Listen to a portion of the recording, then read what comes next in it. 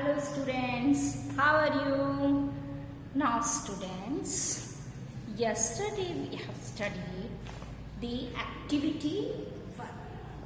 हमने fraction chapter की activity 1 complete की थी. Now let us revise. थोड़ा सा हम इसका रिवीजन कर लेते हैं बच्चों. Then we further move to the next activity. Okay? Now first, what is a fraction? Yes, tell me. Yes, fraction is a part of a whole. Clear? Now, in fraction, how we write the fraction? Fraction has two parts, the numerator and denominator. Fraction, we write it as in this way. Okay?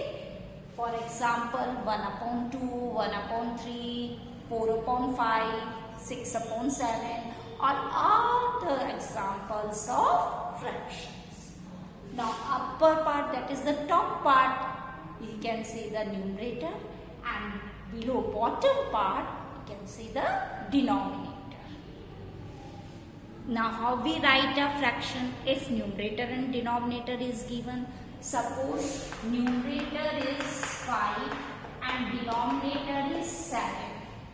Then how we write a fraction? Yes, very good. We write a fraction 5/7. क्योंकि हमने बताया बच्चों कि numerator हमेशा ऊपर लिखा जाता है और डिनोमिनेटर नीचे लिखा जाता है.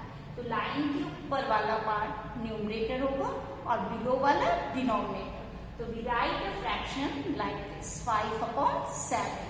और fraction given है और ask tell me which one is the numerator and which one is the denominator. तो हम easily बता सकते हैं. ये तो हमने previous exercise की बात की कि हमने क्या क्या पढ़ा था activity 1 में. Now we go to the next activity, that is the activity 2. Before we start activity 2, I explain you about the subtopic is equivalent fraction. So I explain you the equivalent fraction. Equivalent fraction क्या होता है? Now the two friends that is Meenu and Anu. Their name is Meenu and Anu. The two pizzas. Here I draw the two pizzas. This pizza ate by Meenu and this pizza ate by Anu. ये वाला pizza किसने खाया? अनु ने. और ये वाला pizza किसने खाया? मीनू ने. क्लियर? अब मीनू ने कितना पार्ट खाया पिज्जा का? That is the 1/4 part. 4 parts में डिवाइड है ये पिज्जा और उसने ये वाला पार्ट खाया, दिस पार्ट. तो 1/4 पार्ट मीनू ने पिज्जा का खाया. नाउ अनु ने कितना पार्ट खाया पिज्जा का? That is 2/8. अनु ने कितना पार्ट खाया पिज्जा का? 2/8. ये कितने पार्ट में डिवाइड है यहाँ pizza? That is the 8 parts. जब हम इसको काउंट करेंगे तो इसके कितने पार्ट्स हैं बेटा? 8 पार्ट्स. और उसमें से इसने ये 2 पीस पिज्जा के खा लिए. It means 2/8. Clear? Now Meenu and Anu ate equal parts of the pizza. दोनों ने बराबर हिस्सा खाया पिज्जा का and that is 1/4 is equals to 2/8. क्योंकि 8 पार्ट में से इसने दो पीस खाए. It means 2/8 और 4 पार्ट में से इसने 1 पार्ट खाया. तो both are equal and such type of fractions are called equivalent fraction. इस तरीके के fractions क्या कहलाते हैं बच्चों? Equivalent fractions कहलाते हैं. Fractions that represents the same part of the whole are called equivalent fraction. Again I repeat, fractions that represent the same part of the whole are called equivalent fraction. Same part whole का अगर वो represent करते हैं, that is known as the equivalent fraction. Clear? Now when we get the equivalent fraction, we get the equivalent fraction of any fraction by multiplying the numerator, by multiplying or dividing the numerator and denominator of the fraction by the same number except 0 को छोड़कर. बच्चों, आपको equivalent fraction कैसे मिले? How we will find out?